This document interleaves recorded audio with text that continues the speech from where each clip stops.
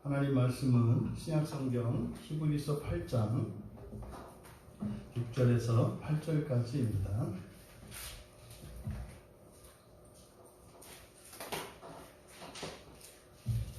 히브리서 8장 6절에서 8절까지 우리 같이 한 목소리로 함께 읽겠습니다. 그러나 이제 그는 더 아름다운 직분을 얻으셨으니 그는 더 좋은 약속으로 세우신 더 좋은 언약의 중보자시라. 저 첫 언약이 무흠하였더라면 둘째 것을 요구할 일이 없었으려니와 그들의 잘못을 지적하여 말씀하시되 주께서 이르시되 볼지어다 날이 이르리니 내가 이스라엘의 집과 유다 집과 더불어 새 언약을 맺으리라. 아멘. 아멘. 네, 더 좋은 언약의 중보자라고 이제 설교 제목을 정했습니다. 더 좋은 언약의 중보자. 우리가 앞에서 지난주 살펴보았던 것처럼 그리스도의, 그러니까 예수님이 우리의 대제사장이신데 지상에서가 아니라 천상에서 대제사장이다라고 하는 말씀을 우리가 함께 나눴습니다. 가장 중요한 의미, 즉 천상에서 대제사장, 다시 말해 천상에서 중보자 되신다라고 하는 이 의미는 지상을 살아가는 우리들에게 그리스도의 직분을 감당하면서 온전한 그리스도에 이르기까지 훈련의 기회를 주셨고 또 그 그리스도 직분을 통해서 우리가 저지르게 되는 실수나 잘못과 부족한 이 모든 것을 천상에서 그리스도께서 중보하신다는 의미입니다. 그러니까 절대적인 안전 속에서 이 땅을 살아가는 그리스도인들에게 그리스도 직분을 통하여 그리스도를 닮아갈 수 있는 기회를 주시며 절대적인 보장을 해주신 것이다. 이것이 천상의 직분으로서의 대제사장, 그래서 대제사장은 곧 그리스도 직분을 의미한다고 말씀을 드렸습니다. 그래서 6절에 이제 그 이야기 이어지는 겁니다. 그러나 이제 바로 앞에 5절에 4절과 5절의 내용은 만약에 예수님이 승천하셔서 지금 하늘에 계시지 않고 만약에 이 땅에 계셨더라면 이라는 가정입니다. 그러니까 하늘에 계시지만 만약에 승천하지 않으시고 이 땅에 계속 계셨다 할지라도 그분은 어떨 것이다? 제사장 직분을 절대로 맡지 않으셨을 것이다 라는 거예요. 그러니까 제사장하고 전혀 상관이 없다 이 말이죠. 왜요? 예수님은 단순히 이 지상에서의 우리의 삶을 도우시기 위해서 중보자 되어주신 것이 아니다라는 거예요. 그리고 이 시간 속에서만 우리를 도우시는 분이 아니라는 거예요. 영원 속에서 그리고 하늘과 땅에서 완전한 하나님의 새 창조 세계에서 완성되어지는 종말론적인 완성을 위하여 우리의 중보자 되어주신 거라는 거죠. 근데 이제 바로 앞에 있는 내용은 만약에 지상에 계셨더라면 제사장도 하지 않았을 것이다 라는 이야기예요. 그러나 이제라고 번역된 이 단어는 현재입니다. 현재, 이제 그러니까 우리에게 조금 잘 안 나타나는데 과거, 현재, 미래 할 때 현재 그것을 이제 우리말로 이제라고 한 겁니다. 그러나 현재 예수님이 어디 계세요? 천상에 계시잖아요. 그러니까 지상에 계셨더라도 이게 제사장 되지 않으셨을 것이지만 그러나 천상에 계신 예수님이 현재죠. 어떠셨다? 더 아름다운 직분을 얻으셨다. 이렇게 얘기합니다. 여기서 더 좋은 아름다운 직분을 얻으셨다. 그리고 그 더 아름다운 직분을 얻으셨다는 것이 무엇이냐? 그것은 더 좋은 언약의 중보자다. 이렇게 되는 거죠. 더 좋은 언약의 중보자다. 그럼 더 좋은 언약은 뭐냐? 더 좋은 약속으로 세워진 것이다. 이렇게 세 수로 나누어서 우리가 살펴보겠습니다. 먼저 더 아름다운 직분을 얻으셨다. 여기서 아름다운 직분을 얻었다라고 되어 있는 이게 틴카노라고 하는 말이거든요. 그러니까 틴카노는 목표의 어느 관역의 딱 정중앙이에요. 이게 이제 죄의 개념과 다 반대되는 거라고 그랬죠. 죄라고 하는 것은 하마르티아, 관역에서 벗어난 것을 죄라고 하는데, 여기에서 얻다라고 번역된 이 틴카노는 그 목표에 딱 맞추는 거, 꽉 채워준 거예요. 그러니까 여기서 얻었다라고 하는 것은 단지 그 직분을 얻었느냐 못 얻었느냐에 초점이 있는 것이 아니라 직분을 얻을 만한 자격을 갖춘 거예요. 그리고 그걸 얻은 거예요. 이 두 가지 의미가 다 들어가 있는 겁니다. 여기에서 직분을 얻었다라고 하는 것은 직분을 얻을 만한 완전한 자격을 갖추셨고, 또 그 직분을 얻었다. 이 두 가지 의미가 다 들어가 있는 겁니다. 그러면 여기서 아름다운이라고 우리말에서는 이렇게 번역을 해서 이 의미가 잘 안 나타난단 말이죠. 여기서 아름다운이라고 하는 이 말이 사실은 우리말로는 이게 설명하기가 좀 어려워요. 그러니까 이게 말하자면 다 마스터한 이런 뜻이에요. 그러니까 무엇을 배울 때, 피아노를 예전에 우리 애들이 어렸을 때 피아노 배우는 거 보니까 바이엘 해서 이렇게 순서가 있더라고요. 너 뭐 뗐어? 이런 말 하더라고요. 그럼 체르니 몇 한다 그러면 바이엘 다 뗐나 보네. 이게 뭐예요? 다 뗐다라고 하는 것은 그 과정에서 배워야 할 걸 다 배웠다는 의미죠. 그러니까 모든 과정을 다 거쳤다. 모든 과정을 다 거쳤다. 이게 지금 여기서 아름다운이라고 번역한 말이에요. 그러니까 이것은 그대로 헬라어로는 디아포로로스라는 말인데, 디아와 페로가 합쳐진 말인데요. 우리말로는 그래서 모든 과정을 다 마스터한, 다 거친 이런 뜻이죠. 그러면 이제 의사들도 이렇게 수련의 과정을 거치고 다 해야 나중에 이제 전문의가 되거든요.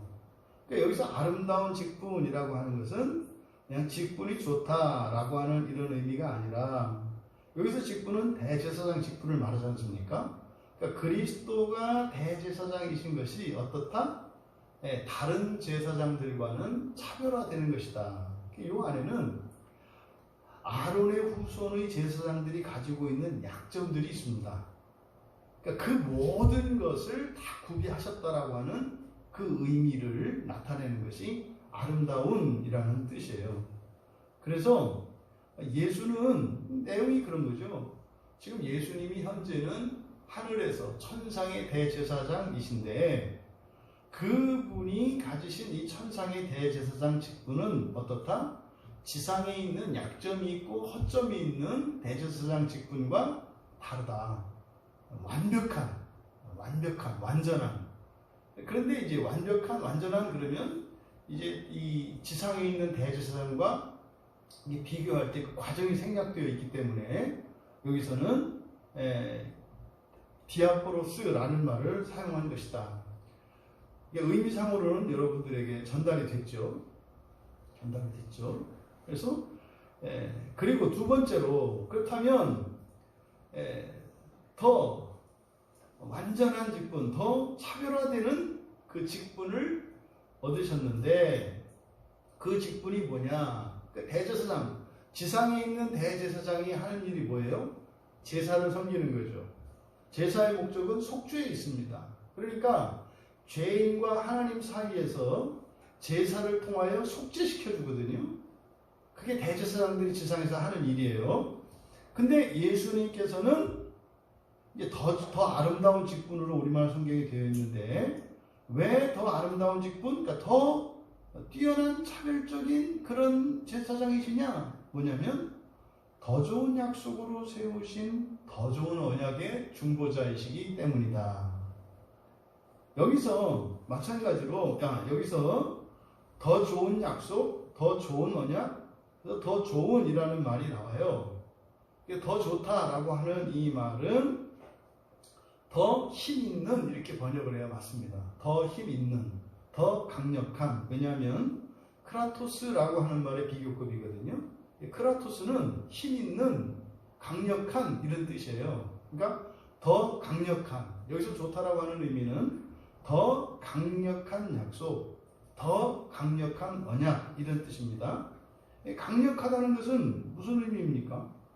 어떠한 일을 이룰 수 있는 무엇인가를 완성시킬 수 있는 힘이나 권세를 나타내는 말이 강력하다라는 말이에요.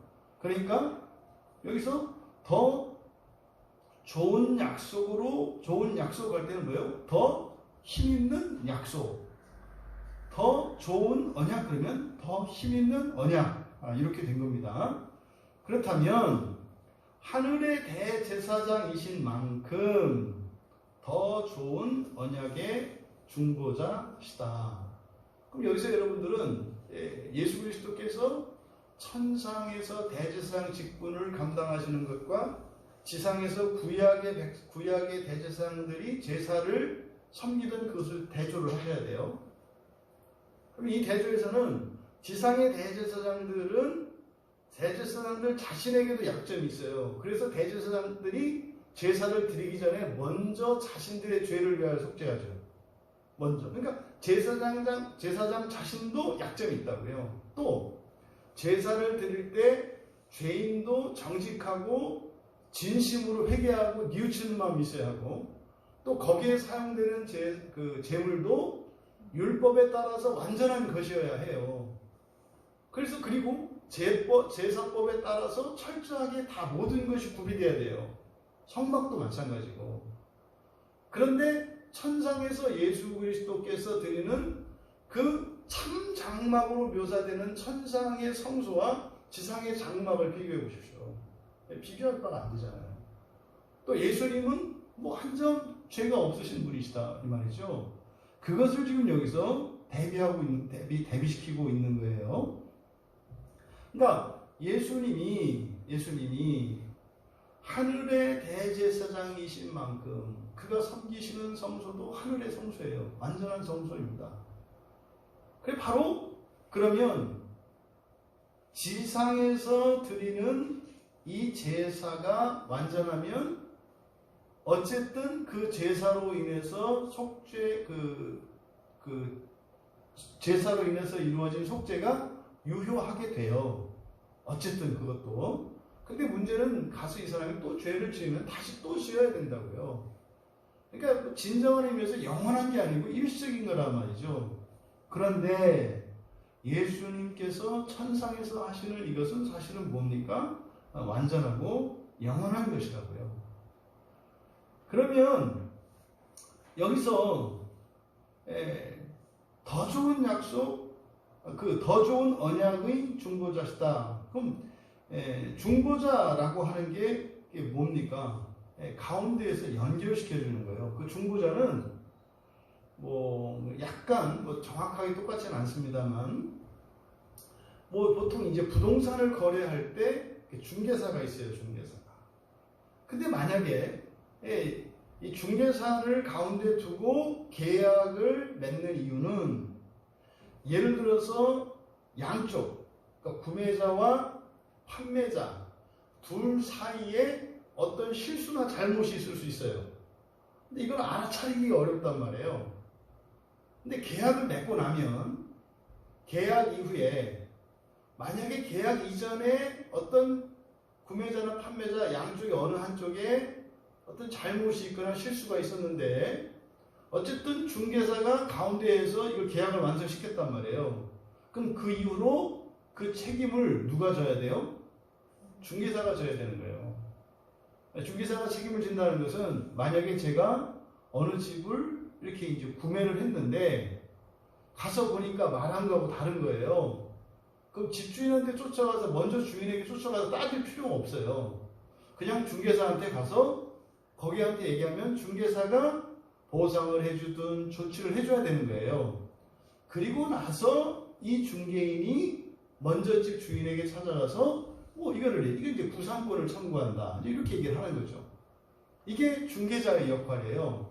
그러니까 여기서 언약의 중보자다. 그럼 제사장이 그러니까 지상에서 제사를 드릴 때 제사를 드리기 위해서 간 이 사람이 속였어요. 예를 들어서 이렇게 회개 안 했단 말이에요. 그래서 회개하는 척하고 이렇게 침 바르고 가서 제가 막 정말로 회개했어요 이렇게 했단 말이에요. 근데 제사장이 그걸 알아차리지 못하고 속죄를 선언을 했어요. 그러면요, 그 죄인은 속죄를 받았어요, 안 받았어요? 받았다고요. 왜요? 중개사 때문에.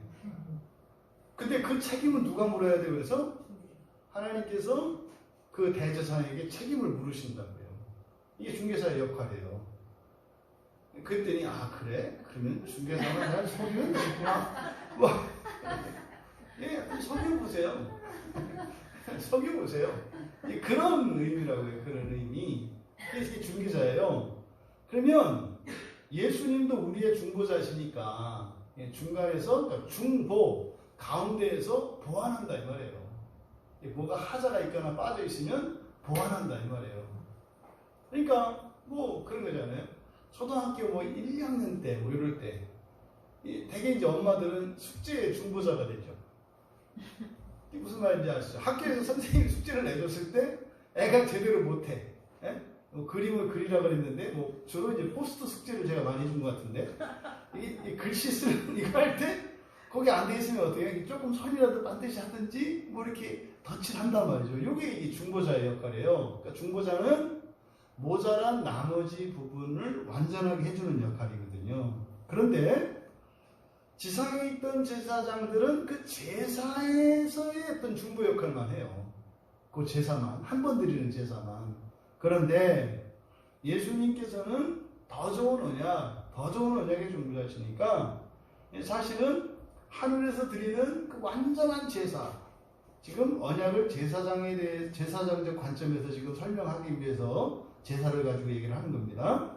그러니까 더 좋은 언약, 그러니까 하늘에서 이 제사가 완성이 되면 사실은 우리가 다 완성되는 거거든요. 그것의 중보자 신하는 거죠. 그러면 이 언약이라고 하는 것은 그러니까 그 더 좋은 언약은 더 강력한 언약. 더 강력한 언약은 뭐냐? 더 강력한 약속으로 세워졌다. 이게 이제 완료형이에요, 완료형. 그러니까 사실은요, 시간적으로 그러니까 우리들에게는 이렇게 구약의 아론의 후손인 대제사장들이 먼저 있었잖아요. 우리의 시간으로는. 그리고 예수님이 이스라엘이 멸망하고 난 뒤에 예수님이 태어나셨잖아요. 그리고 나서 예수님이 대제사장이시라는 계시가, 천상의 대제사장이라는 계시가 지금 여기에서 우리에게 주어졌잖아요. 그런데 히브리서 기자는 뭐라고 이야기를 하냐면 더 먼저, 더 좋은 언약이 더 먼저 세워졌다. 이렇게 나타내요. 더 좋은 언약이 더 먼저 세워졌다. 이것은 앞에서 바로 앞에 5절에서 실체와 모형에 대해서 이야기를 했지 않습니까? 5절에 보면은 그들이 섬기는 것은 그림자요 장막이다 그랬대요. 모형이다 그랬잖아요. 그러니까 실체가 먼저 있어요? 모형이 먼저 있어요? 실체가 먼저 있죠. 그러니까 실체가 있고 그 실체를 따라 모형으로 모세에게 율법으로 주어진 거잖아요. 그것을 따라서 성막도 지었고 대제사장도 임명해서 제사도 드려지는 거예요. 그런데 이제 실체이신 그리스도께서 이 세상에 오신 거죠.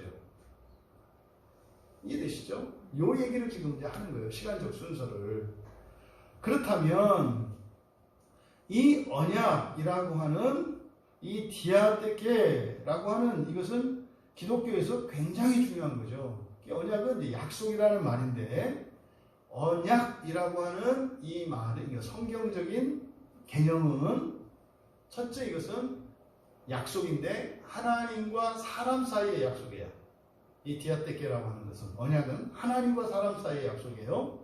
두 번째로 이거는 생명을 건 약속이에요. 약속을 깼을 때는 생명을 내놔야 돼요. 이 언약의 특징이 그래요. 그래서 하나님과 사람 사이에 생명을 건 약속이죠. 그런데 이 언약은 사실은 예정 안에 있는 언약이죠. 예정이라는 것은 창조 이전에 하나님께서 세워놓으신 계획이에요. 그러니까 이게 죄를 짓고 난 뒤에 생긴 것이 아니라 죄를 짓기 이전에, 아니 창조되기 이전에 이미 세워놓으신 하나님의 예정 안에 있었던 언약이에요. 이 언약의 특징이 그래요. 그렇다면 그러니까 더 강력한 언약, 그러니까 구약의 제사법은 물론이고 또 타락한 이후에 또 사실은 아담에게도 마찬가지죠. 아담으로부터 계속돼서 노아, 아브라함, 모세, 다윗 계속되는 언약들이 있어요. 구약 성경에 나오는. 그러니까 이런 모든 언약보다 더 강력한 언약이니까 이것은 사실 창세 전에 이미 세우는 계획이니까 이거는요 무조건 완성되는 거죠. 하나님의 계획이니까 무조건 되는 거예요. 이거는 왜? 전능하신 하나님께서 세워놓으신 계획이기 때문에. 그래서 이 더 좋은 언약, 더 강력한 언약이라고 했을 때는, 그러니까 우리는 이제 새 언약을 알고 있기 때문에 이걸 지금 새 언약 쉽게 얘기하지만 실제 성경적으로 더 강력한 언약이라는 것은 그런 개념이다. 창조되기 전에 이미 삼위 하나님께서 사실 하신 약속이 있다고요. 그 안에서 이제 언약이 있는 거거든요. 더 강력한 언약, 반드시 지켜지는 거죠. 근데 더 좋은 약속으로 세워졌다. 뭐가? 더 좋은 언약은 더 좋은 약속으로 세워졌다. 여기서 약속이라는 말은 언약과는 좀 다릅니다. 약속이라는 것은 사전적인 의미는 에피라는 말과 안겔로스라고 하는 말이 합쳐진 거예요. 그러니까 이 안겔로스는 전달하다는 뜻이거든요.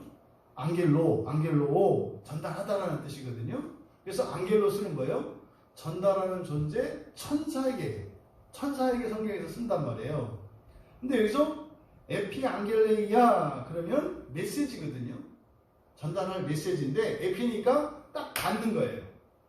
그러니까 누군가에게 딱 전달이 된 메시지, 이런 의미예요. 여기 지금 약속이라는 말이. 그러니까요, 내가 누구한테 뭘 해주겠다라는 생각을 가지고 있었는데 그게 누구에게 딱 전달이 됐을 때 그게 뭐가 돼요? 약속이 되죠. 만약에 제가 우리 딸에게 뭘 하나 사주겠다는 생각을 했어요. 그건 아직 약속이 아니에요. 그것을 내 딸에게 그 전달이 됐을 때 상대방이 그것을 듣는 순간 이게 약속이 돼버리죠. 그러니까 메시지가 상대방에게 전달이 돼서 상대방이 인식했을 때 비로소 약속이 돼요. 그래서 약속하다라고 하는 말은 나의 뜻이 상대방에게 전달된 것을 나타내요. 약속은. 그러니까 뭐예요? 내가 속으로 가지고 있던 뜻이 상대방에게 전달이 되면 그것은 반드시 이루어져야 한다는 거예요. 이게 사실은요, 하나님의 계시거든요. 하나님의 계시가 이 세상에 주어져요. 그러면 선지자들을 통해서 하나님의 계시가 사람에게 딱 전달이 되잖아요. 그 모든 것은 다 약속이 돼요. 그래서 성경에서 하나님께서 주시는 모든 명령은 동시에 뭐다? 약속이다. 왜요? 하나님이 명령하신 내용을 우리가 들었으니까, 명령하신 내용은 우리들이 지금 당장 순종을 하든 불순종하든 그것은 어떻게 돼요? 지켜져요. 지켜진다고요. 시간적으로 또 방법, 과정적으로 다를 수 있죠. 그래서 이 약속이라는 말은 그 약속을 말한 존재가 있고 받은 존재가 있어요. 근데 그것이 전달된 것을 의미한다. 여기 이제 약속이라는 말이 가지고 있는 사전적인 뜻이에요. 그러니까 더 좋은 약속. 그럼 여러분들이 생각을 해보셔야 돼요. 약속은 뭐고 더 좋은 약속이 뭘까? 그러니까 성경에는요, 약속이 있고 더 좋은 약속이 있어요. 그러니까 구원도요, 구원이 있고 더 좋은 구원이 있다니까요. 항상 이 비교급이 있다는 것을 잊으시면 안 돼요. 그래서 그리스도인들은요, 이 세상 사는 동안 만족하시면 안 된다고요. 만족하시면 안 돼요. 더 강력한, 그러니까 더 완전한 뜻을 이루는 비교급의 인생을 계속 살아가야 돼요. 그러니까 사실은 이 세상에 최상급은 없죠. 최상급은 주님이 오셨을 때가 최상급이에요. 사실 그것도 최상급이 없어요. 왜요? 그 뒤로도 계속 진전이 일어나거든요. 그래서 난 최고야 이런 건 없는 거예요. 사실은 최고인 것 같아 뭐 이럴 수 있죠. 뭐 지금까지 내가 했던 것 중에 최고야, 그게 맞죠. 근데 이거 바꿔 말하면 뭐요? 앞으로 할 것에 있어서는 최저야 이런 뜻이잖아요. 오늘은 항상 뭐다? 지난날 내가 살아왔던 지난날의 최선의 최고의 삶이에요. 오늘이. 그런데 우리가 만족하지 못하는 이유요? 내일이 있기 때문에. 내일에서 바라보면 오늘이 가장 작은 거죠. 그래서 이 둘이 와락가락 하는 거예요. 어떨 때는 좋기도 했다가 어떨 때는 싫기도 했다가 막 그냥 들떴다가 막 또 주저앉았다가 왜? 현재라는 시간은 과거와 미래 사이에 끼어 있거든요. 그래서요 막 좋았다가도 너무너무 좋았다가도 나보다 더 좋은 사람이 와서 얘기를 하면 갑자기 안 좋아져요. 이런 거죠. 그래서 기독교인의 삶은 비교급의 삶이 아닙니다. 근데 뭐요? 최상급을 향할 뿐이에요. 근데 거기에 다다르면 더 좋은 게 있는 거죠. 그래서 중단이 없는, 쉼이 없는 그런 여정으로서의 삶을 우리 그리스도인들은 살아야 하는 거죠. 그러니까 6절에서 지금 말씀하는 내용은 천상에 계신 예수 그리스도, 그 예수 그리스도가 바로 중보자로서의, 여기서는 대제사장 직분을 이야기하고 있어요. 그리스도는 지상에서가 아니라 천상에서 대제사장이시다. 여기서 대제사장뿐만 아니라 선지자와 왕을 포함한 그리스도 직분 전체로 이해를 해도 무방하다. 왜요? 예수님께는 이 세 가지 직분이 동시에 있거든요. 그래서 현재 그리스도께서 천상에서 우리의 더 강력한 이라고 하는 것은 지상에 주어진, 다시 말해 구약의 율법에 제시된 모든 구원의 방편들을 염두에 두고 하는 거예요. 구약에 제시된 이런, 또 신약에서도 우리에게 제시된 이런 모든 구원의 방편들보다 더 강력한 중보자시다라고 말씀을 하는 겁니다. 이 얘기를 지금 5절에 이어서 6절에서 이렇게 말씀하는 이유는 뭐예요? 사람들이 대부분이 예수님을 지상의 중보자로 이해한단 말이에요. 그러니까요, 사는 동안 또 이 세상에서 나를 도와주시는 분으로 자꾸 생각하려고 한다 이 말이에요. 그건 착각이라는 거죠. 그것은 아주 미련하고 어리석은 거라는 거죠. 왜요? 그럼 사는 동안과 이 세상 너머에 또 다른 세상과 또 다른 시간이 있다니까요. 그럼 여기는 어때요? 여기는 각자 알아서 하겠다고? 말이 안 되잖아요. 그럼 인생 100년만 예수님이 도와주시면 나머지는 우리가 알아서 하겠다는 거예요? 말이 안 되는 얘기죠. 그런데 우리가 그렇게 생각한다 이 말이에요.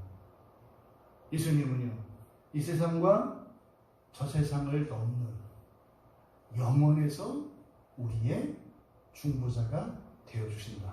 이것을 더 강력한 언약의 중보자시다. 이렇게 말씀을 한 겁니다. 그러니 우리가 그리스도를 믿고 의지한다면 아무런 문제나 흠이나 부족함이나 불안감이 없는 줄 믿습니다. 최종적으로 모든 것을 완벽하게 영원히 도와주시는 분이시라는 거예요. 예수 그리스도가. 그러니까 그리스도인이 살면서 어떻게 그리스도인에게 이런 삶이 일어날 수 있어요? 뭐지 우리들이 상식적으로 생각했을 때 부당하다고 생각하는, 억울하다고 생각하는 이런 일들이 있을 수 있어요. 어떻게 하신다는 거예요? 반드시 이 모든 것을 더 강력하신 그리스도께서 중보하신다는 것이에요. 반드시 중보하신다는 것이에요. 그렇잖아요. 여러분들이 사는 동안 신앙을 따라 여러분들이 신앙 안에서 그렇게 정직하게 분투하고 살아가신다면, 그랬는데 여러분이 인생을 살면서 누군가에게 사기를 당하거나 피해를 당했다면 여러분들은 큰 복을 잡으신 줄 아셔라. 왜요? 당한 피해에 비해서 보상액이 무지 클 거다. 또 일부러 또 그렇다니까 그 그래? 그럼 당하면 좋은 거야? 그건 이제 미련하다고 한다. 미련해서 당하는 거지 지혜로운 게 아니다. 뭔가 항상 전제가 뭐예요? 최선을 다하는 삶이에요. 최선을 다하는 삶을 전제로 해서 그런 일이 일어났을 때 그 나머지는 오히려 내게 없는 능력 때문에 억울하고 분하고 답답한 것이 아니라 최선을 다했지만 내 능력으로 어찌할 수 없거나 또 나는 도저히 상상할 수 없는 그런 방식으로 나에게 어떤 해가 왔다면 그것은 반드시 주님께서 잘 기록해 놓으셨다가 그것에 비할 바 못되는 더 큰 것으로 보장해 주신다. 이게 지금 더 강력한 중보자라는 뜻이에요. 예수님이 더 강력한 중보자시라고 하는 이 의미가 나와 무관한 것이 아니라 직접적인 여러분의 인생 전체에 대한 이야기예요. 마지막 날에 주님이 결산하신다고요. 그때 그래서 여러분들이 사는 동안 박탈당한 것 같았던 강탈당한 것 같았던 이런 것들에 대한 기쁨과 존귀함을 주님께서 반드시 갚아주신다는 거예요. 사실은 그날에 가면 이게 커요. 훨씬 크다고요. 그러니까 누린 것보다 누리지 못한 것이 훨씬 더 크게 돼요. 그날에. 그러니까요. 우리가 신앙 안에서 나의 최선을 다하고 정직하게 살아간다면 염려할 게 없다는 말이죠. 이게 뭐예요? 더 좋은 언약의 중보자라고 하는 이 말씀 우리에게 주는 위로인 겁니다. 그래서 무슨 신학적인 그리스도에 대한 이렇게 어떤 신학적인 이런 교리적인 이야기를 하려는 것이 아니라 아주 실제적인 이야기다. 그리고 이제 7절로 넘어가서 그렇다면 7절에서 바로 더 좋은 언약에 대해서 이제 부연 설명을 하려고 하는 것인데 8절 끝에 가면 새 언약이라는 말이 나와요. 7절의 시작에 첫 언약, 그리고 8절의 끝에 새 언약. 그러니까 지금 이제 본격적으로 언약이 무엇인지를 설명을 하려고 하는 겁니다. 그러면 7절에서 저 첫 언약이 무흠하였더라면 둘째 것을 요구할 일이 없었으려니와 7절이 이렇게 되어 있습니다. 그럼 먼저 첫 언약이 무흠하였더라면 없었을 언약이죠. 뭐가? 새 언약. 그러니까 첫 언약의 성격이 어떤지를 가르쳐 주는 거예요.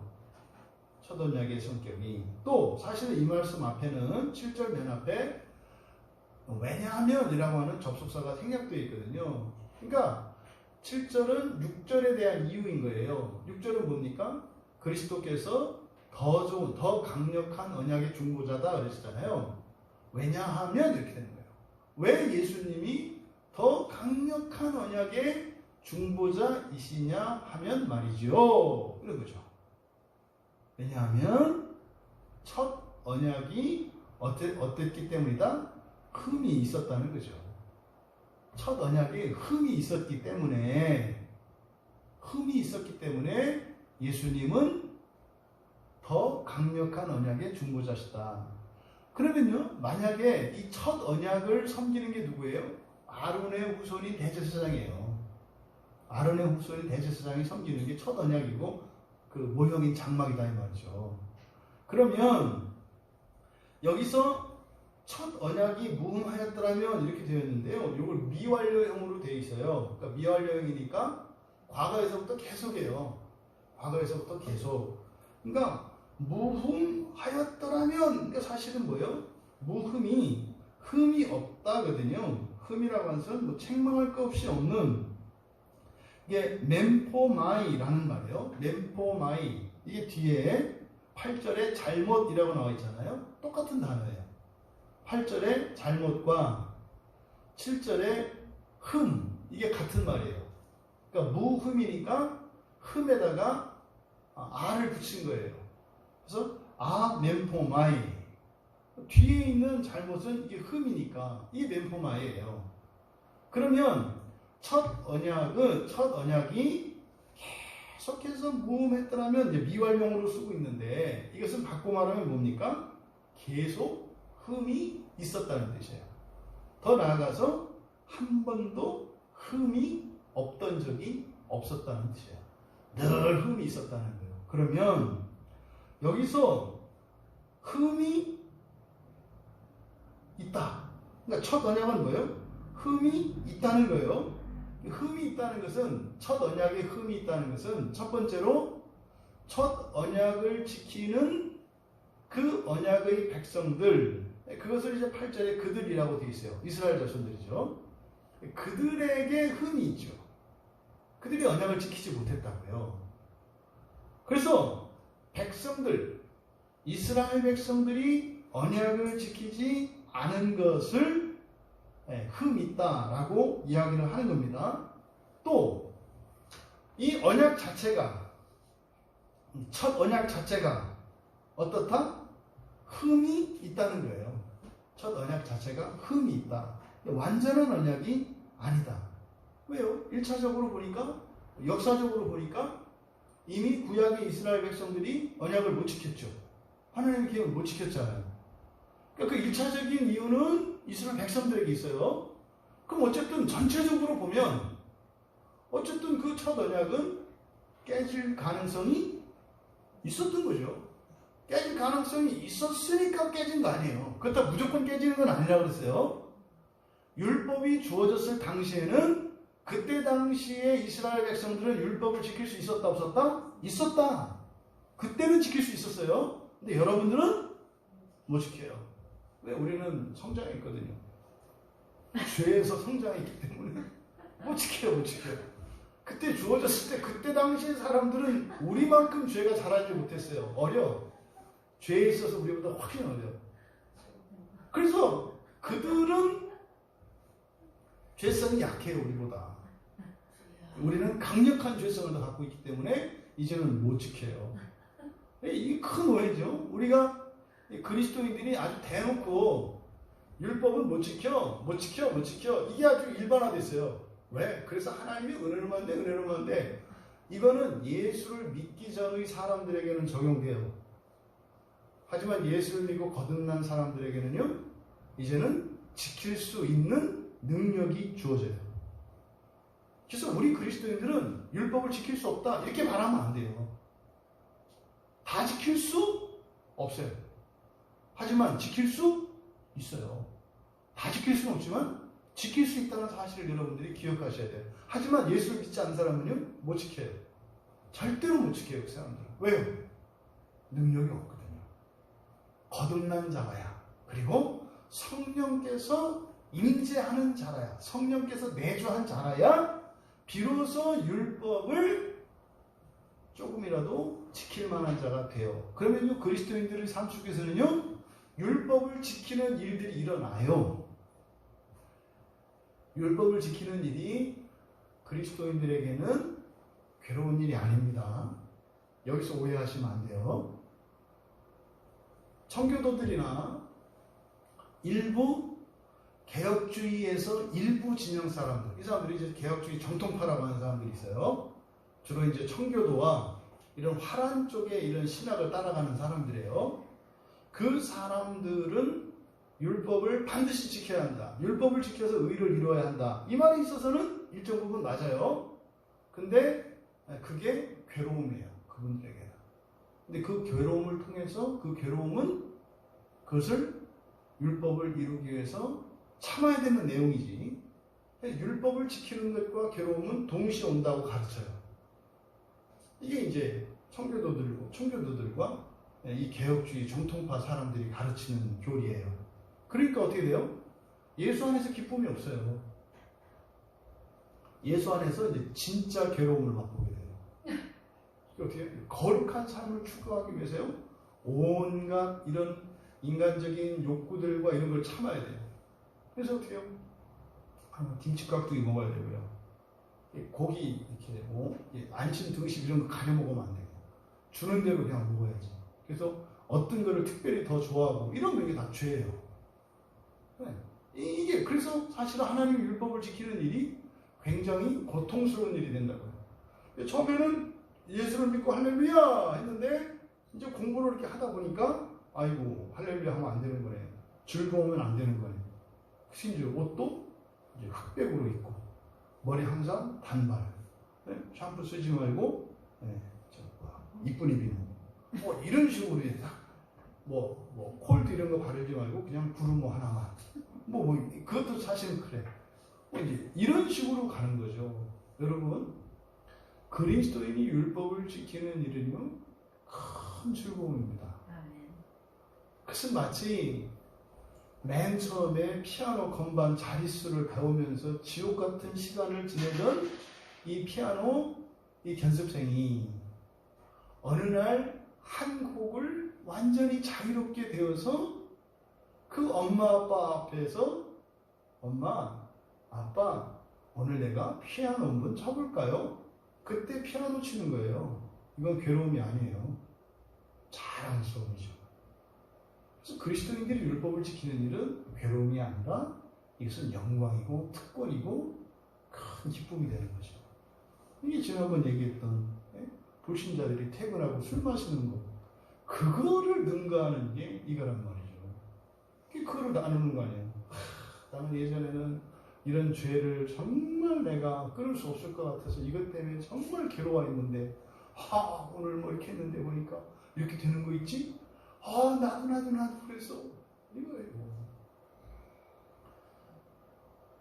세상 사람들이 노는 것은 쓸데없는 얘기입니다.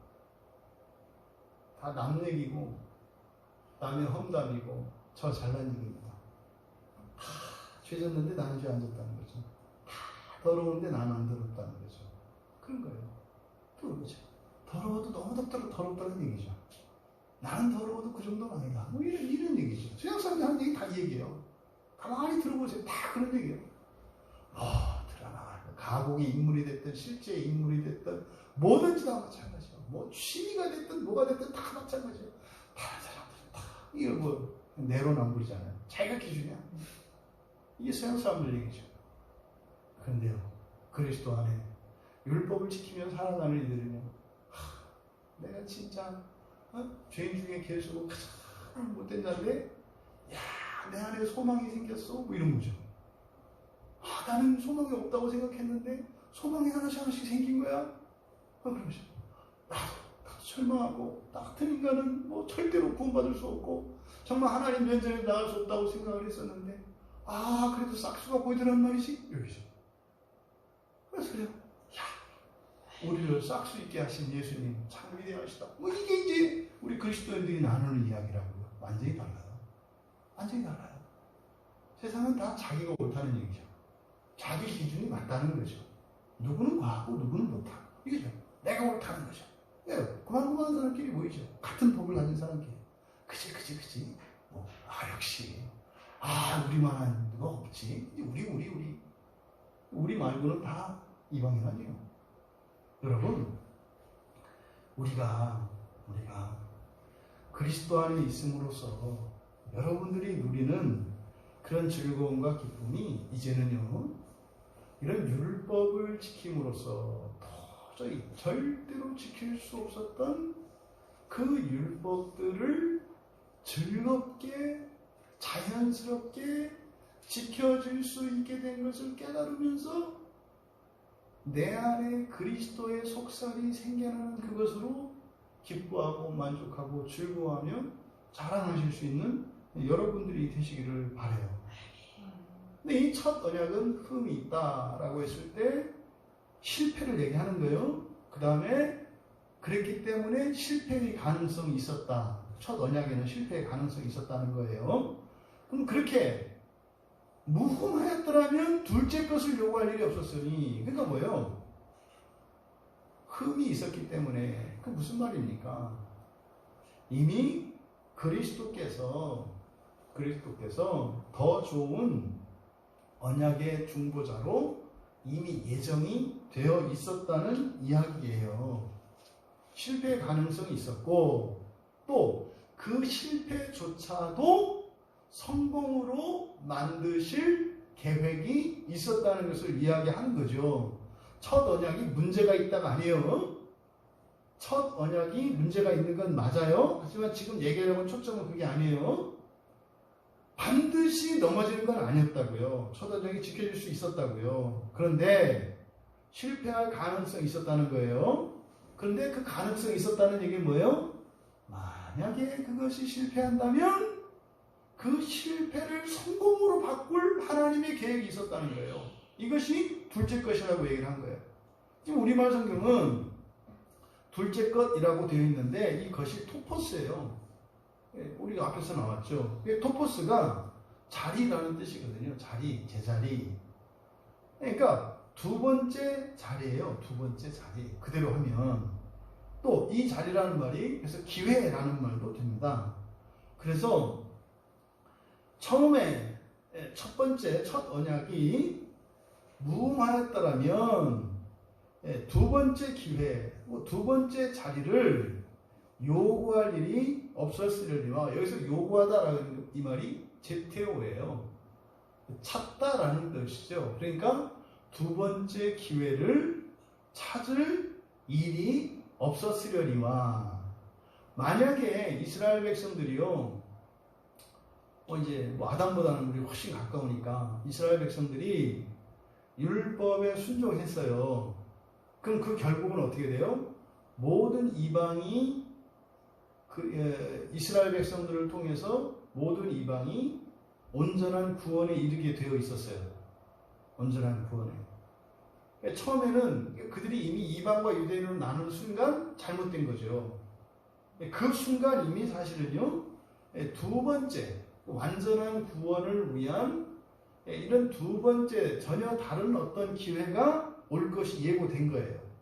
그들이 이방과 유대인이라고 하는 이 경계를 나누는 순간부터 말이죠.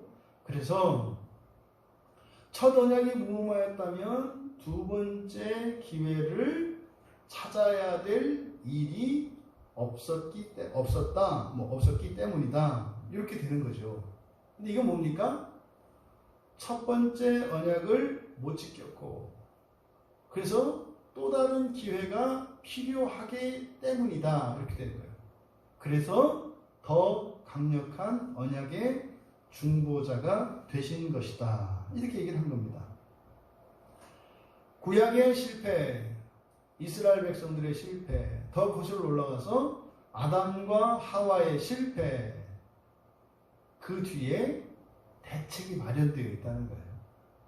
그것을 뭐라고 얘기하는 거예요?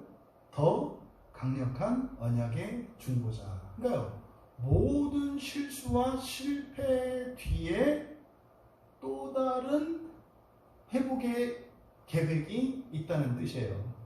여기서는 단순히 지금 구약의 제사장과 신약의 예수님 그 대제사장, 다른 대제사장을 지금 비교하고 있기 때문에 제사를 놓고 있습니다만, 실제적으로는 성경 전체의 국면을 놓고 보면 이걸 다 이렇게 포괄할 수 있어요. 여러분도 마찬가지예요. 만약에 예수님이 지상의 대제사장이었다면 여러분 과거에 어떻게 실수한 순간 끝난 거예요. 다시 재기할 기회가 없어요. 만약에 예수님이 지상의 대제사장이셨다면. 천상의 대제사장이기 때문에 실수하고 돌아섰는데 또 실수할지라도 또 돌이킬 수 있는 기회가 있는 거예요. 바로 이 부분을 이야기하는 거예요. 그래서 예수님이 왜요? 우리로 말하면 계속해서 죄짓고 불순종하고 죄짓고 불순종하기 때문에 이것을 첫 언약이 흠이 있다 이렇게 얘기를 한 거예요. 그렇기 때문에 더 강력한 언약의 중보자이셔야 했다라고 말씀을 하고 있는 겁니다. 8절은 또 마찬가지입니다. 8절도 왜냐하면 이렇게 되어 있어요. 왜냐하면 그들의 잘못을 지적하여 말씀하시되, 그러니까 왜냐하면 그들의 잘못을 지적하여 이렇게 말씀하셨기 때문이다. 이 얘기는 이제 바로 7절에 있는 내용이죠. 그 첫 언약이 흠이 있다. 첫 언약에 흠이 있다. 왜냐하면 그들의 잘못을 지적하여 이렇게 말씀하셨기 때문이다. 계속 지금 이유로 가고 있습니다. 그러면 이 8절의 말씀은 예레미야 31장 31절의 말씀이에요. 이게 이제 새 언약에 대한 구약의 예언의 말씀이거든요. 그러니까 예레미야 31장 31절에 그들의 잘못을 지적하여 말씀하실 때 볼지어다 날이 이르니 내가 이스라엘 집과 유다 집과 더불어 새 언약을 맺을 것이다. 여기 이 말씀을 인용을 하셨어요. 그러면 여기서 바로 첫 언약이 왜 흠이 있는 것인지를 이유를 댄 거예요. 그러니까 만약에 흠이 없었더라면 하나님께서 새 언약을 맺겠다는 약속을 하실 필요가 있겠어요, 없겠어요? 없죠. 실패의 가능성이 없다면 새 언약에 대한 언급을 하실 필요가 없잖아요. 그러니까 하나님께서 이미 구약 성경 안에 실패를 할 것을 아셨기 때문에 새 언약에 대한 약속을 했다는 거예요. 반대로 새 언약에 대한 약속을 하신 것은 바로 첫 언약으로 충분하지 않다는 것을 말씀하신 거라는 거죠. 이게 지금 여러분 여기서 지금 히브리서 기자가 말씀하는 것은요, 단지 우리 그리스도인들에게뿐만 아니라 유대인들에게요 엄청난 위로가 되는 복음이에요. 사실은 안 봐서 그렇지 유대인들이. 왜냐면요 유대인들은요 지금도 엄청난 자격지심 안에 빠져 있어요. 말은 안 해서 그렇지 이미 이들이 하나님께 불순종했고 이들이 여호와 하나님 뭐 그래서 안식일 지키고 뭐 촛불 켰다 껐다 지금 난리를 칩니다만, 또 뭐 일년 뭐 절기를 지키겠다고 찾아가고 향 피우고 뭐 난리를 쳐요. 근데 이들에게는 컴플렉스가 있어요. 이렇게 한다고 될 게 아닌데 이게 있다니까요. 근데 안 할 수 없어요. 그나마 그거라도 해야죠. 이렇게 해서 되는 거 아닌데 이게 다 있다니까요. 사실은 지금 여기서 주는 이 말씀을 지금 유대교를 신봉하는 유대인들이 딱 들으면요 진짜 복음이에요. 이 마음속에 오랫동안 이 묵혀있던 그 채증을 쑥 내려가게 할 수 있는 그런 말씀이에요.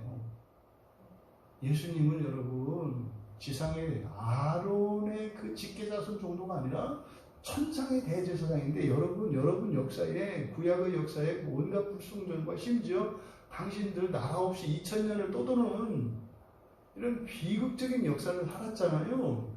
근데 지금이라도 여호와께 돌이키면 지난날의 모든 잘못을 용서해 주시고 언제나 거룩했던 백성으로 하나님께서 받아주실 수 있어요. 왜? 예수 그리스도가 천상의 대제사장이시기 때문에 그런 거예요. 엄청난 얘기죠. 엄청난 얘기죠. 근데 지금 왜냐하면 8절인 거죠. 왜냐하면 책망할 것이 그들에게 책망할 것이 있었기 때문이다. 여기서 이제 잘못을 지적했다. 이게 이제 책망하다. 앞에 나와 있던 무흠의 흠 같은 말이라고 말씀드렸어요.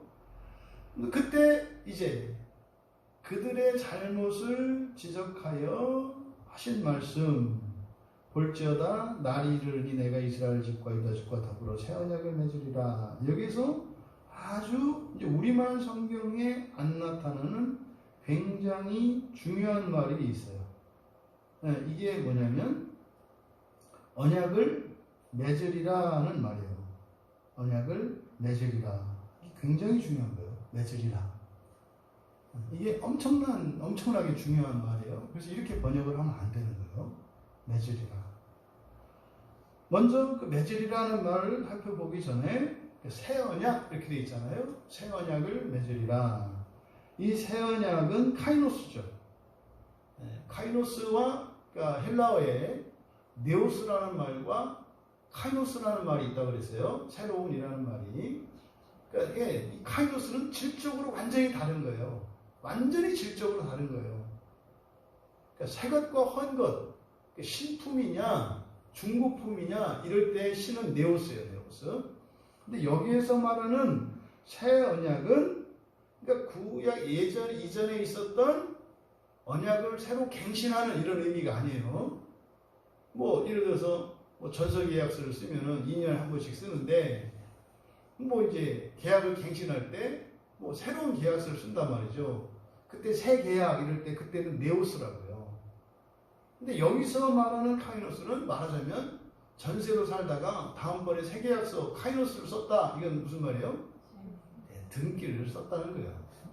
네, 처음에 전세 계약서만 쓰다가 아유 오늘 계약서 썼어? 그랬더니 그래 또 연장했나 봐. 좀 다르지. 그래? 뭐 한 4년 했어? 뭐 4년 해도 다르잖아요. 근데 그건 네오스라고요. 아니지. 샀어? 뭐 이런 거죠. 이게 카이노스예요, 카이노스. 그러니까 질적으로 완전히 다른 특성이에요. 그러면 이 새 언약, 이 카이노스의 의미를 드러내는 게 메즐이라는 말이에요. 메즐이라는 말.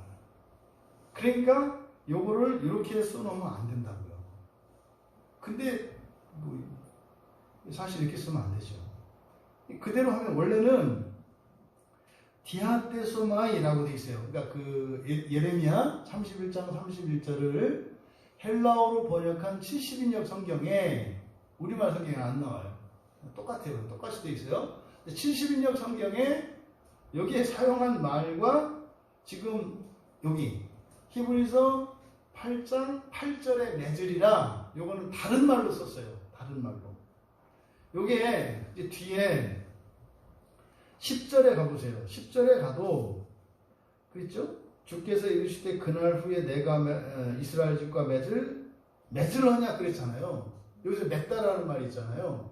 여기서 맺다라는 말과 8절에서 맺다라는 말이 다른 단어를 쓰고 있다고요. 그러니까 이거는 죽었다 깨도 몰라요. 이렇게 봐서는. 그러니까 원문을 보지 않고서는 모른다고요. 그러니까 10절에 있는 내용은 예레미야에 있는 말씀과 똑같이 쓴 거예요. 그런데 지금 히브리서 기자는 8절에서 새 언약을 맺으리라 할 때 지금 예레미야 구약 말씀을 인용을 하긴 하는데 여기에 어떤 의미를 지금 부여하고 있는 거예요. 그러면 8절의 끝에 맺으리라고 되어 있는데 여기에 사용된 말은 쉰텔레오라는 말이에요. 쉰텔레오. 텔레오라는 말 여러분 이제 아시죠? 텔레오는 뭐예요? 최종적인 완성이라고 했어요. 끝까지 가는 거. 가장 이해하기 쉬운 게 그랬잖아요. 호수에다가 돌을 하나 딱 던지면 파문이 원을 그리면서 똑같은 방향으로 똑같이 나가죠. 텔레오는 뭐예요? 호수 가운데 돌을 퐁 하고 던졌는데 모든 파문이 호수의 끝에 다 닿은 상태. 그러니까 모든 것이 완성된 상태가 텔레오예요. 그래서 텔레오는 완성하다라는 뜻인데 이 텔레오가 의미하는 바는 하나님의 계시가 완전히 드러난 상태를 의미해요. 그러면 이 완성하다라고 이제 보통 번역을 하는데 여기에 언약을 맺다 할 때 맺으리라 할 때 여기에 쉰텔레오라는 말을 썼어요. 쉰텔레오 할 때 쉰이라는 것은 함께라는 뜻이에요. 함께. 그러니까 그대로 번역하면 함께 하다 뭐 이런 뜻이겠죠. 함께 완성하다 이런 뜻이에요. 그러니까 이 새 언약의 특징이 무엇인지를 여기 언약을 맺으리라고 하는, 그러니까 새 언약을 맺으리라고 할 때 맺으리라는 이 쉰텔레오라고 하는 말을 통해서 히브리서 기자가 얘기하고 있어요. 그러니까 굉장히 중요한 개념이에요. 그러면 새 언약이 뭐가 다르냐? 첫 언약과 새 언약이 뭐가 다르냐? 이것을 지금 이 단어를 통해서 설명하고 있다. 그러면 함께 한다라는 게 뭘까? 이 새 언약은 함께 하는 거라는 거예요. 함께 하는 거. 여러분, 첫 언약은요, 하나님과 하나님 백성 사이에서 목숨을 걸고 맺은 언약이라고 그랬죠. 그래서요, 하나님은 하나님이 하셔야 할 일을 하셔야 돼요. 안 하면 하나님도 죽으시겠다는 거예요. 또 두 번째로 하나님의 백성들도 그 언약을 지켜야 해요. 안 하면 죽어야 돼요. 그래서 불순종하면 저주가 있다고요. 이 구약의 역사는요, 순종과 불순종에서 불순종을 선택했기 때문에 죽어요. 죽고 끝난다고요. 구약에서는. 그런데 결국 첫 언약은 흠이 있다고 그랬죠. 안 지켜졌잖아요. 그래서 어떻게 돼요? 하나님도 죽으시잖아요. 언약을 맺으실 때는 야, 이거 우리 둘 중에 하나 어기면 서로 죽기다. 그리고 요 하나님께서 재물의 반을 가른 상태로 지나가신다고. 나도 죽을게라고 지나갔어요. 그래서 목숨을 걸고 언약을 맺으셨다니까요. 근데 문자적으로는 사실은 뭐예요? 어기는 사람이 죽는 거예요. 어기는 사람이 죽고 언약은 파기가 되는 거죠. 구약에서는 그렇게 했어요. 근데 신약에 와서 이 말씀을 보니까 결국에는요, 죽으면 다 죽어요. 살면 다 살고 죽으면 다 죽는 거예요. 왜? 하나님이 죽으셨잖아요. 구약의 백성들은 하나님이 죽는다는 것은 생각도 못하죠. 그러면 하나님이 아니라고 생각하죠. 왜? 피조물인 우리가 죽는 거죠. 어떻게 하나님이 죽어요? 그러니까 언약의 무게를 이들은 모르는 거예요. 언약의 무게. 그러니까 그죠? 부모가 자식 보고 너 나가 죽어라. 그때 진짜 나가 죽으면 어떻게 돼요? 부모도 따라 죽어요. 너만 죽어 난 살게 이 말이 아니다 이 말이죠.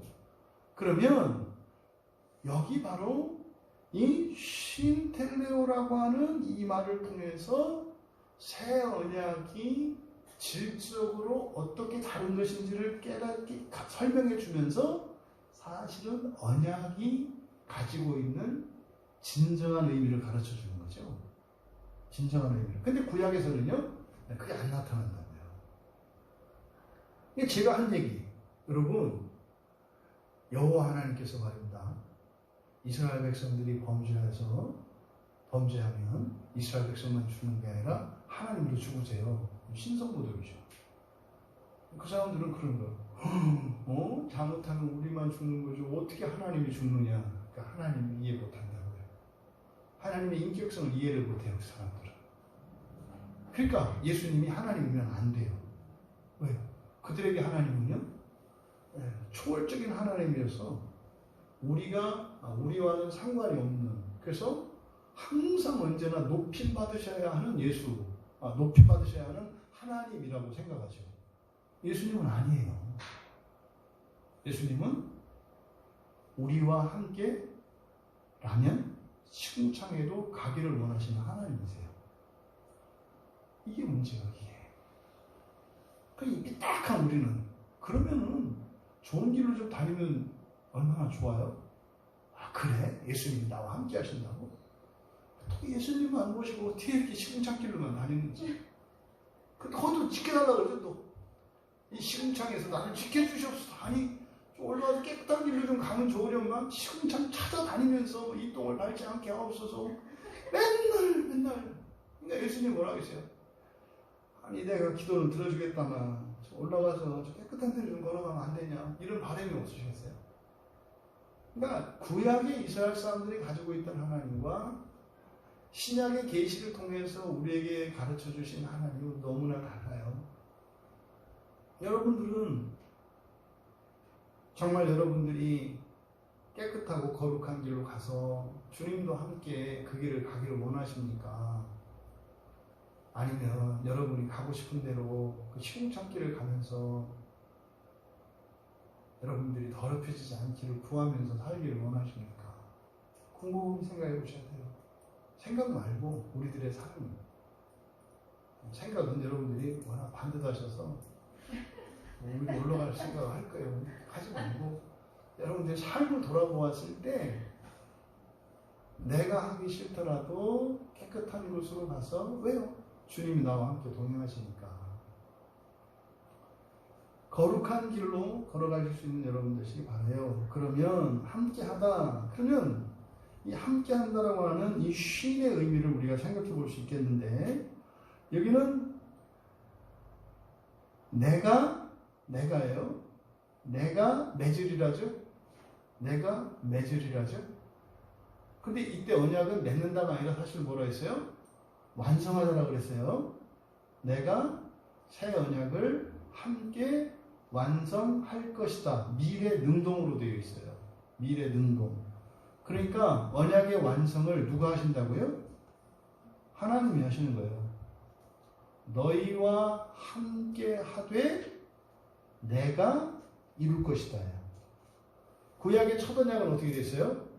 너희가 이루어야죠. 너희가 율법을 지켜야 되잖아요. 그런데 새 언약의 특징은 뭐예요? 너희와 함께 하는 내가 이룰 것이다요. 그래서 여러분들이 하셔야 될 일은 뭐라고 했어요? 첫째 부활에 참여하기를 원하고 여러분들의 상황에서 여러분의 믿음의 분량, 여러분들의 형편에서 여러분이 할 수 있는 최선을 다하면서 또 여러분들이 마음으로 원하면서 그렇게 살아가면 된다 그랬죠. 그럼 나머지는요? 주님이 오셔서 이루신다고 했잖아요. 이게 바로 이 쉰텔러의 쉼에 나타나 있는 의미예요. 쉰텔러 안에 있는 의미예요. 그러니까 우리는요, 완성을 결정할 것이 아니라, 그러니까 여러분들도 뭐요? 아무리 봐도 나는 완성할 수 없겠다. 나는 안 되겠다. 이런 생각은 여기서 나와요. 내가 이루어야 된다고 생각을 하기 때문에 그렇다는 말이에요. 내가 해야 될 일은 뭐예요? 할 수 없다는 것을 알고, 무슨 말이에요? 주님을 믿고 의지하면서, 네? 완성은 주님이 시켜줄 걸 의지하면서, 그것을 원한다고 하는 나의 소원을 나의 전 인격으로 나타내면 되는 거예요. 그거 뭐예요? 손들면 된다 이 말이에요. 이게 뭐예요? 주의 이름을 부르면이잖아요. 다 연결이 돼요. 부르는 거예요. 원하는 것을 부르는 거예요. 부르는 거. 부디 그 날에 목표를 두고 소망을 두고 살아가시는 여러분 되시기 바라요. 거기서 조금이라도 여러분의 목표가 내려오거나 삐딱해지면 금세 넘어집니다. 금세 넘어진다는 뜻은 뭐예요? 우리 안에 있는 악이 끌어올라요. 금세 끌어올라요. 금세. 여러분 드라이 아이스 화장실 변기에 넣어보셨어요? 아주 재밌습니다. 드라이 아이스를 변기에다가 탁 넣으면은 연기가 탁 피어오르는데 얼마나 재밌는지 몰라요. 안 해보셨어요? 네. 아이스크림 사시거든. 그 몰래 이렇게 넣어보세요. 정말 재밌습니다. 이게 뭐예요? 여러분들이 마음을 드러내시라고 이렇게 드라이아이스 이렇게 드라이아이스에 들어가면 물에 딱 닿으면 드라이아이스가 바로 기화되잖아요. 그래가지고 연기가 돼서 쫙 나온다고요. 그러니까 우리가 손드는 건 그런 거예요. 내 열망이 그 나라를 향한 열망이 사실 없어요. 아무것도 없어.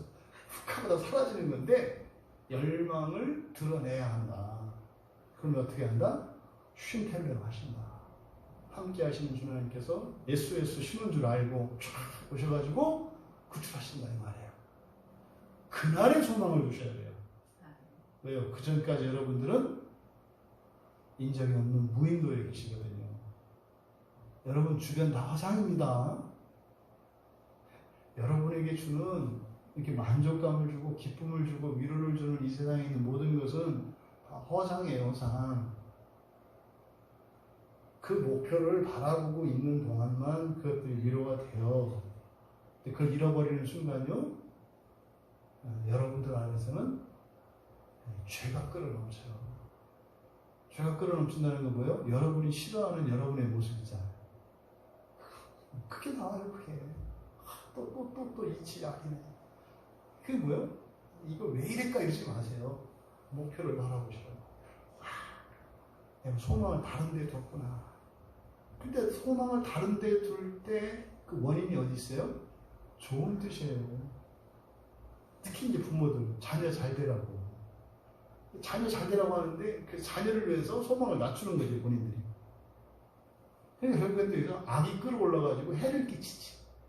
차라리 잘 되기 바라지 말고 소망이나 붙들어서. 그럼 왜? 악이 나오지 않으니까. 그러면 이 쉰텔러라고 하는 이것을 미래 능동일 때 주님께서 미래에 완성시킨다는 사실을 기억하셔야 돼요.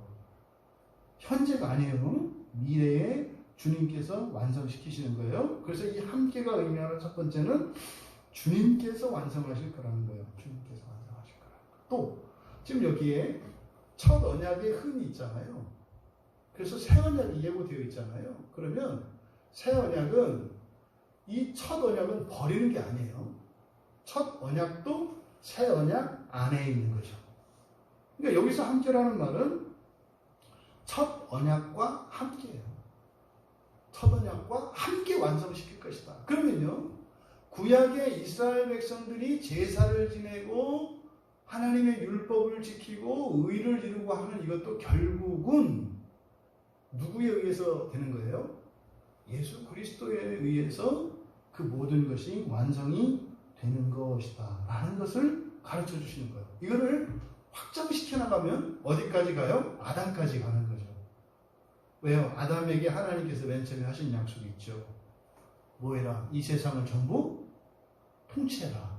정복하고 다스리라. 이렇게 말씀하셨잖아요. 약속이잖아요. 약속이잖아요. 약속은 명령이면서 약속이라고 그랬잖아요. 성취된다고 그랬잖아요.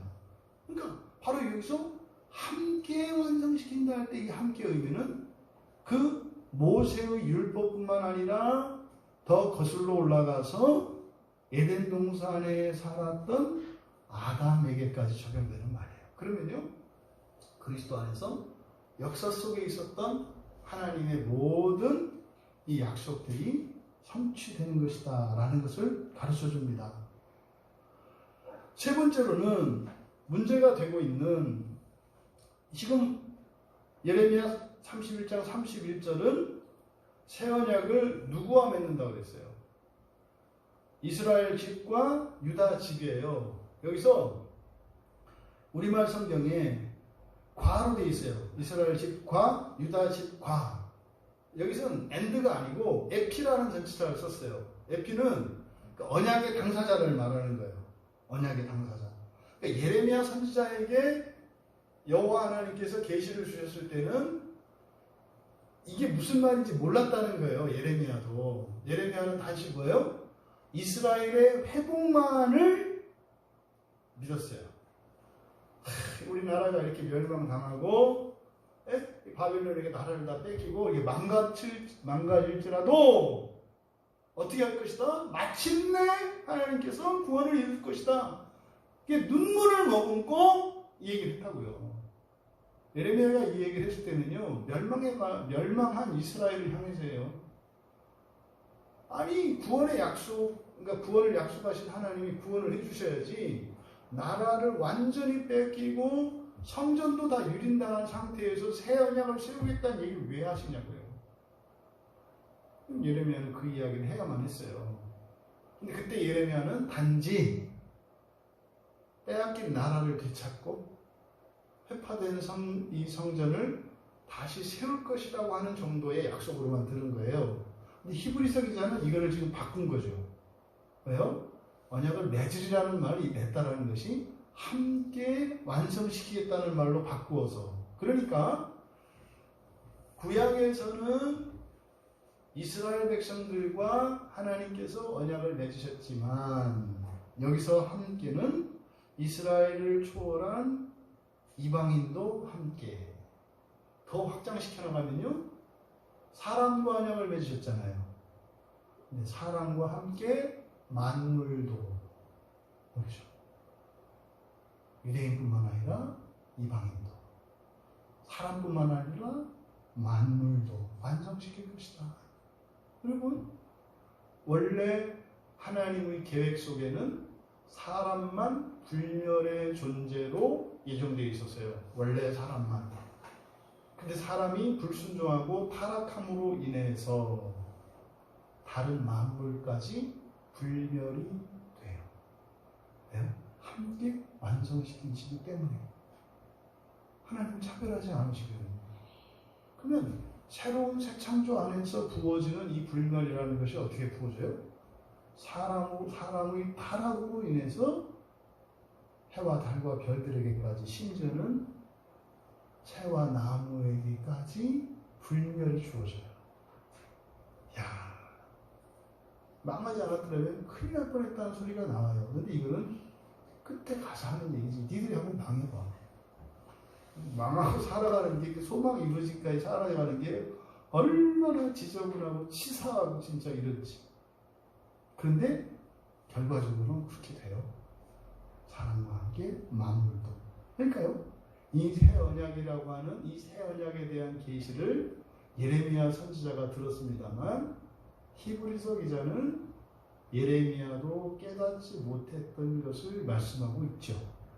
그리고 새 언약은 사실은 뭡니까? 이미 첫 언약 속에 내포되어 있던 거예요. 근데 씨 속에 감추어진 새싹이 눈에 보이지 않듯이 첫 언약은 마치 씨 같은 거였죠. 새 언약은 거기서 나온 거죠. 하늘을 날아다니는 나비를 보고 누가 그 애벌레 때의 모습을 보겠어요. 그러니까 결국은 첫 언약과 새 언약은 이렇게 경쟁 관계에 있거나 반대가 아니에요. 첫 언약은 씨앗인 거고 새 언약은 완성된 새싹과 꽃으로 피어난 것을 말하는 거겠죠. 더 좋은 언약의 중보자, 우리말 성경에 이렇게 되어 있는데 결국 정리해 보면 그렇습니다. 아담도 물론이고 이 본문에서는 첫 언약은 사실 시내산에서 모세와 함께 모세를 대표로 해서 이스라엘 공동체가 여호와 하나님과 맺었던 언약이에요. 성경에서 첫 언약이라고 하는 것은 계약을 말하는 거니까. 근데 사실은 거슬러 올라가면 무지개를 보여주셨고 무지개를 보여주셨던 노아가 맺으셨던 언약, 또 거슬러 올라가서 에덴 동산에서 생명나무와 선악의 지식을 알게 하는 나무를 보여주시고 맺으셨던 그 아담과의 언약, 그 모든 것을 다 포함하는 것이다. 그래서 아담으로부터 모세와 다윗까지 이르는, 다윗에게까지 이르는 이 모든 언약은 바로 새 언약의 예표였다는 거죠. 새 언약의 예표였다는 것을 우리에게 가르쳐줘요. 그러니까 바꿔 말하면 구약의 모든 말씀도 그리스도인을 위한 거죠. 다 우리 안에 있는 거죠. 다만 신약 성경이 없이는 구약 성경은 재구시를 못해요. 절대로 구약 성경만으로는 하나님의 구원의 계시를 다 알 수가 없어요. 두 번째로 천상의 대제사장이신 예수 그리스도를 통해서 첫 언약조차도 새 언약 안에서 비로소 완성된다는 것을 우리에게 가르쳐 줍니다. 그러니까요, 예수 그리스도의 천상에서의 중보 없이는 지상에서 드려졌던 구약의 모든 제사와 율법의 순종도 무효화된다는 거예요. 그래서 오직 천상의 예수 그리스도의 중보를 통해서만 지상의 모든 언약이 성취된다. 이게 은혜의 핵심이에요. 결과적으로는 천상에서 우리의 중보자 되시는 예수 그리스도로 말미암아 우리의 불순종조차도 순종한 것으로 바꾸시는 이런 역설적인 일들이 일어나요.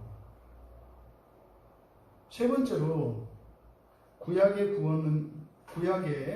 구원 계시는 신약의 구원 계시에 의해서 종결되고 성취된다는 것을 우리가 기억해야 합니다. 그 말은 뭡니까? 예수님은요, 그리스도인들만을 구원하시는 게 아니에요. 유대인을 포함한 모든 민족, 모든 이들을 구원하시기 위하여 길을 내어주신 거예요. 그래서 예수 그리스도만이 모든 시대에 모든 사람에게 유일하고 완전한 구원이라는 겁니다. 이것이 더 좋은 언약의 중보자, 더 강력한 언약의 중보자라는 말씀의 의미입니다. 여러분들은 그리스도가 어떤 분이라고 생각을 하십니까? 또 그리스도께서 현재 우리와 함께 살고 계시잖아요. 네? 우리와 함께 동시대를 살고 계세요. 예수님은 과거의 인물이 아니세요. 동시대가 모든 이들의 동시대의 인물이세요. 모세와도 동시대의 인물이셨고 인격이셨고, 또 예수님 당시 그때 사람들만이 아니라 승천하시고 난 뒤에 사도들이 그리스도를 대신하여 그 그리스도의 직분을 대신하며 살아가는 그때도 언제나 동시대에 함께 사셨고요. 중세에 이 교회가 정말 일그러진 자화상이 되어서 형편없는 그런 추모한 모습을 가졌을 때도 예수님은 늘 함께 교회와 함께 동행하셨어요. 오늘도 여러분들이 오늘 어디에서 어떻게 지내셨든지 간에 예수님은 여러분들과 함께 사셨어요. 함께 사셨어요. 계속 말을 거셨고 또 계속 우리의 말을 들으셨죠. 그럼 우리의 생각, 우리의 행동들을 통해서 우리가 의사표시를 했다고요, 주님께. 그럼 주님은 인격적인 분이셔서 어떤 방식으로든지 우리들의 생각에 대해서 우리에게 분명히 메시지를 주셨어요. 지나가는 낯선 행위를 통해서라도 아니면 무심결에 틀었던 라디오에서라도 아니면 여러분들이 지나가면서 보았던 하늘의 구름에서라도 풀 한 포기, 나무 한 그루, 날아다니는 새 한 마리, 강가에 헤엄치는 물고기 한 마리를 통해서도 그저 틈만 나면 우리가 알아들을 수 있도록 끊임없이 우리에게 말씀하고 계시다는 거예요. 이게 더 좋은 언약의 중보자라는 의미예요. 홀로 두지 아니하시고 늘 함께 하시며 우리의 구원을 완성시키려고 하시는 거예요. 이제는 구원의 완성을 이루시는 일이 주님의 일이 되어버렸어요. 더 어렵죠? 혼자 하시는 것보다. 혼자 창조할 때는 참 쉬웠을 때 그때 생각 많이 하실 것 같아요. 그때 창조할 때 참 수월했다. 지금 재창조하는 게 정말 내가 하나님이지만 참 엉망이 어렵다 이 생각을 하실 거예요. 여러분, 더 강력한 언약의 중보자 되시는 예수 그리스도 예수께서 여러분과 함께 하시며 그 언약을 이루어 가신다는 사실을 잊지 마시고 늘 기억하시고 다른 데 의지하거나 다른 데에 소망을 두려하지 마시고 우리의 유일한 중보자 되시는 그리스도로 말미암아 위로도 얻고 힘도 얻고 용기도 얻고 그래서 그 소망이 식어지지 않기를 주님의 이름으로 축원합니다.